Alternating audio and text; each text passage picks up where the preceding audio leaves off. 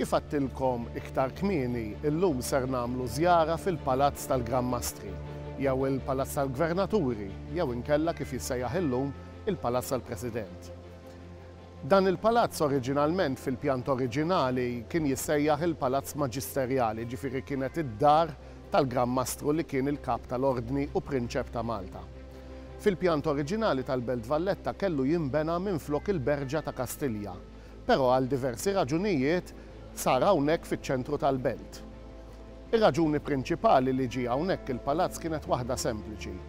Wara l-mewt tal-Gran Mastru De Vallet, il-kavallieri donnom bdew jitnikru biex ikomplu l-proġett tal-Belt Valletta. Is-suċċessur ta' De Vallet, il-Gran Mastru Del Mont, iddeċieda li jitrasferixxi l-ordni mill-Birgu għall-Belt Valletta, għal-volja l-Belt Valletta kienet għadha ħitan biss. Din il-ħaġa ġalet lil kavallieri iħabirku fix-xogħol biex minflok jiqpaw fil-kmamar tal-injam li bagħthom joqogħdu fihom il-Gran Mastru, jibnu l-palazzi u l-bereġ biex jistgħu jgħixu ħajja komda.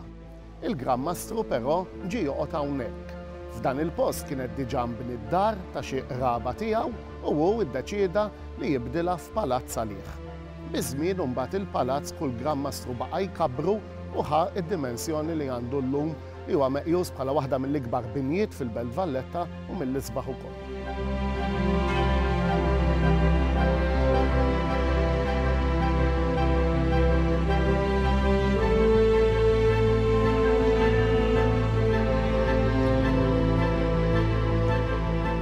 Meta wieħed jibda idur fil-palazz fil-partijiet li huma miftuħin għall-pubbliku, jinnota ż-sbuħija ta' dan il-palazz.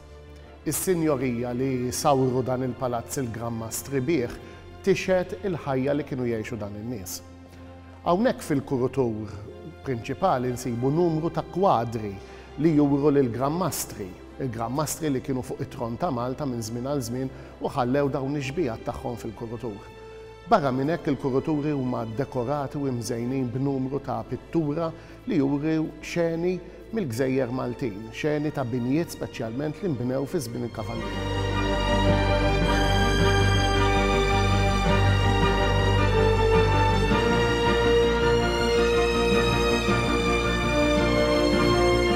Waħda mill-iktar swali importanti f'dan il-palazz hija din, is-sala tal-Gran Kunsill, fejn kien jintaqa' il-Kunsill tal-Ordni. Din is-sala għandha sinifikat importanti ma' pajjiżna x'kienet proprju hi li fl-1921 fiha ntaqa' l-ewwel Parlament Malti. Hija sala li kif insejħula aħna s-sala tal-arazzi fejn hawnhekk insibu l-arazzi mill-isbaħ li jżejnuha. Però din is-sala mhux ser nitlu fiha llum. Ser nitlu fiha darb'oħra fi programm ieħor meta nerġgħu niġu nżuru dan il-palazz.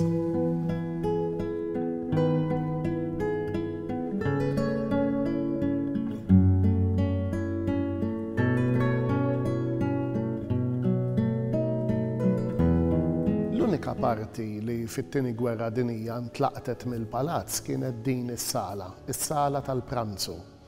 Illum il-ġurnata din is-sala hija magħrufa bħala s-sala tal-Presidenti tar-Repubblika.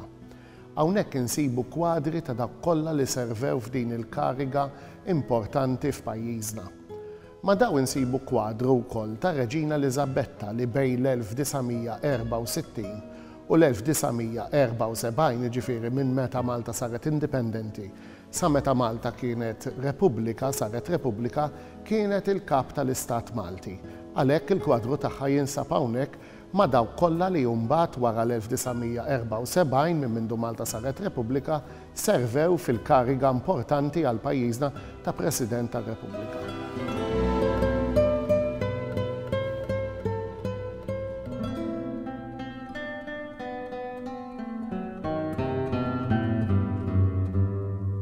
Waħda mill-ikbar swali f'dan il-palazz hija s-sala tat-tron. Is-sala s-safra kif isejħula sempliċi raġuni li hija miksija b'damask isfar. Hawnhekk insibu it-tron oriġinali tal-Gran Mastru fejn il-Gran Mastru kien ikollu l-udjenza mal-poplu u mal-mistednin tiegħu. Din is-sala hija sala sabiħa ferm fejn isiru diversi attivitajiet illum il-ġurnata fiha. Mad-dawra ta' fuq insibu numru ta' kwadri mpitrin li fihom juru xeni diversi kif żvolġa l-assedju l-kbir. Ix-xogħol kollu ta' din il-pittura huwa tal-pittur Matteo Perez d'Aleccio U minn hawnhekk nistgħu nieħdu ħafna dettalji ta' dak kollu li ġara fil-battalja tal-Assedju Kbir u r-rebħa tal-Maltin nhar 8 ta' Settembru tal-1565.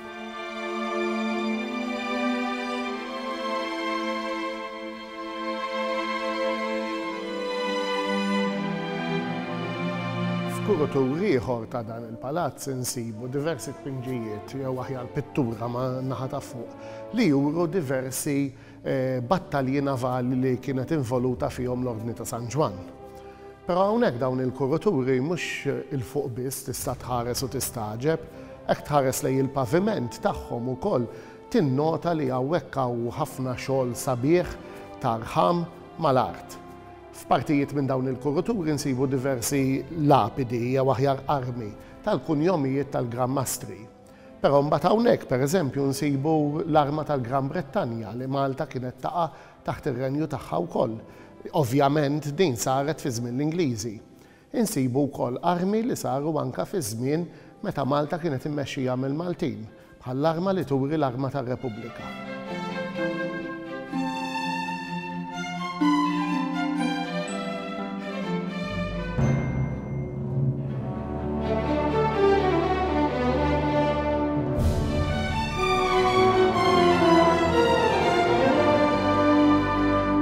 Sal-oħra sabiħa ferm hija dik miksija bid-damask aħdar, is-sala il-ħadra jew aħjar kif inhi magħrufa s-sala tal-Paġġi. Din is-sala hija sala li mad-dawra ta' fuq insibu pittura ta' Leonello Spada li turi partijiet mill-istorja tal-Ordni ta' San Ġwan. Hawnhekk f'din is-sala wkoll ta' min jammira l-amajjar sbieħ li hawn u barra minn hekk dawn il-ħafna vażuni stil Ċiniż. Jingħad li dawn il-vażuni kienu rigal tal-Imperatur taċ-Ċina lill-Ordni ta' San Ġwan u b'xi mod waslu hawnhekk għand il-Gran Mastru.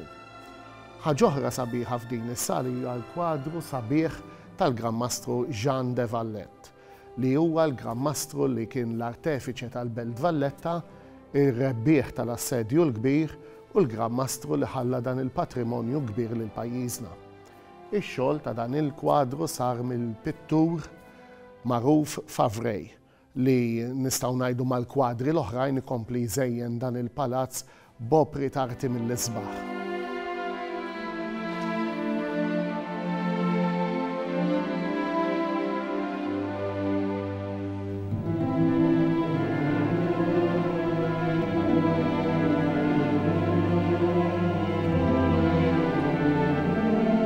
Bla dubju ta' xejn l-iktar sala ta' prestiġju f'dan il-palazz hija din, is-sala l-ħamra jew aħjar is-sala tal-ambaxxaturi. Hawnhekk il-Gran Mastru kien jilqa' lill-mistednin speċjali tiegħu. Illum il-ġurnata din is-sala tintuża biex il-President tar-Repubblika jilqa' l-mistednin li jkollu pajjiżna.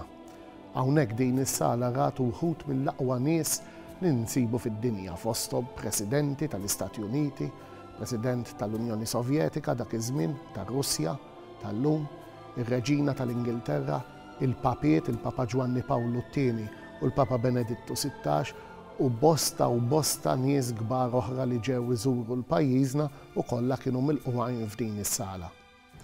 Hawnhekk insibu il-pittura ta' Leonello Spada li turi mad-dawra ta' fuq ta' din is-sala it-telfa tal-Gżira ta' Rodi u l-wasla tal-Ordni ta' San Ġwan fil-Gżejjer Maltin fl-1530. Fost il-kwadri sbieħ li nsibu jżejnu din is-sala nsibu tnej partikolari. Wieħed tal-Gran Mastru lil Adam li kien l-ewwel Gran Mastru tal-Gżejjer Maltin u l-ieħor tal-Gran Mastru Alofio de Wynyacourt li kien Gran Mastru li ħareġ ħafna flus minn butu biex għamel ħafna xogħol għal fejda tal-pajjiżna. Fost ix-xogħol li għamel Wynyacourt insibu t-torrijiet bħal dak ta' Kemmuna u t-torri ta' San Pawl il-Baħar, it-torri ta' San Luċjan u t-torri ta' San Tumas u l-famuż proġett tal-ilma, l-akwadott li bih ġab l-ilma ġieri mill-inħawi tar-Rabat lejn il-Belt Valletta, l-ilma li tant din il-belt kellha bżonn.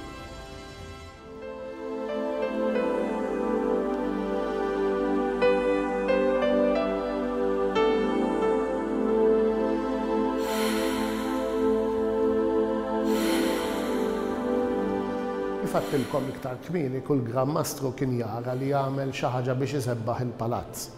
Dan it-taraġġ pereżempju t-taraġġ prinċipali ta' dan il-palazz li huwa taraġġ mill-isbaħ sar fi żmien il-Gran Mastru Verdala. Biex ifakkarna l-Gran Mastru Verdala ħaħsieb li f'partijiet importanti tat-taraġġ jagħmel wiċċ ta' lupu. Il-lupu kien parti mill-arma ta' kunjom il-Gran Mastru Verdala.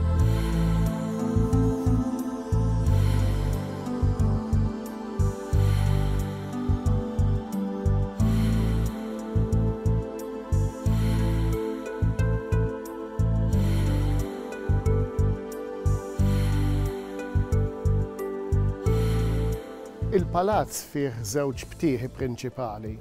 Bitħa minnhom hija dik magħrufa bħala tal-ġgant. L-istatwa tal-ġgant hija statwa li kienet saret fi żmien il-Gran Mastru Alof Dewinja Kurt u kienet qiegħdet fuq funtana viċin il-Knisja tal-Madonna tal-Is fix-Xatt tal-Belt.